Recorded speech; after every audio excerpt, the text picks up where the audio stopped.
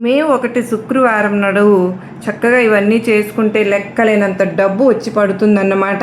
పొలాలు, స్థలాలు, భూములు కొనుగోలు చేయాలని ఎవరైనా చాలామందికి ఆశ ఉంటుంది కదా! రైతులకు కూడా ఈ వస్తువులు తెచ్చుకోవడం వల్ల మీ పాడి పంటలు అనేవి వృద్ధి చెందుతాయి.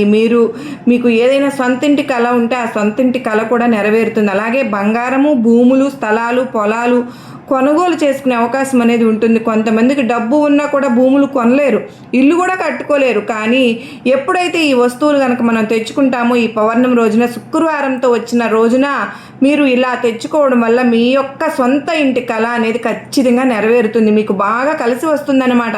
అంత మాత్రమే కాదు, తాకట్టులో ఉన్న బంగారాన్ని విడిపించుకోవడము, అలాగే బంగారాన్ని కొనుగోలు చేయడానికి కూడా ఈ పరిహారం అనేది చాలా బాగా పనిచేస్తుంది. కనుక ఈ పౌర్ణమి రోజున తప్పకుండా ఇంట్లో లక్ష్మీదేవి దగ్గర ఆవు నేతితో దీపారాధన చేసుకుని మనకు ఉన్నటువంటి ఆ కోరికలన్నీ చెప్పుకుంటే కనుక మన యొక్క కోరికలు అనేవి తప్పకుండా నెరవేరుతాయి. మనం జీవితంలో ఊహించినంత ధనాన్ని, అదృష్టాన్ని, ఐశ్వర్యాన్ని చూసి మీరే ఆశ్చర్యపోతారు.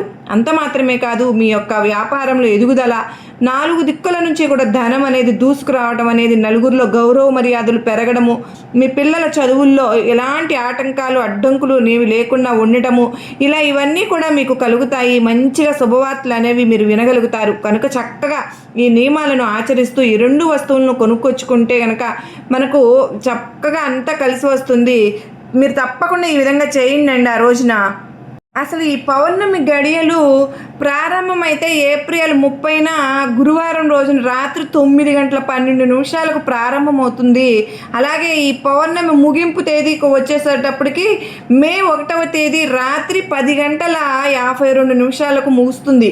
మరి అంటే మనకు 30వ తేదీ రాత్రి 9:02 మొదలయ్యి రాత్రి 10:52 వరకు కూడా మనకు ఈ పౌర్ణమి గడియలు ఉంటాయి కనుక, అంటే ఇది మనకు రాత్రి సమయంలో ప్రారంభమవుతుంది కనుక, అలాగే అర్ధరాత్రి వరకు కూడా ఈ పౌర్ణమి అనేది ఉంటుంది.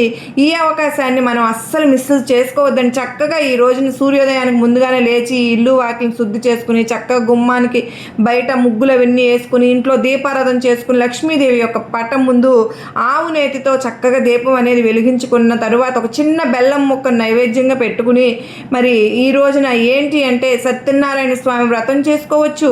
అలాగే ఈ రోజున చేసేటటువంటి ఉపవాసాలకు కూడా, ఈ స్నానాలకు, దాన ధర్మాలకు విశేషమైనటువంటి పుణ్య ఫలితాలు అనేవి లభిస్తాయి. కనుక గుమ్మానికి కూడా పసుపు రాసుకుని, కుంకుమ బొట్లు అనేవి పెట్టుకుని, స్వస్తికు గుర్తులు వేసుకుంటే ఇంకా బాగా కలిసి వస్తుంది. నరదిష్టి తొలగిపోతుంది. బంతి పూల తోరణాలు లేదంటే మామిడి తోరణాలు కానీ కట్టుకుని ఇల్లంతా కూడా పసుపు నీటిని చల్లుకుని చక్కగా ఇంట్లో ధూపం వేసుకోండి.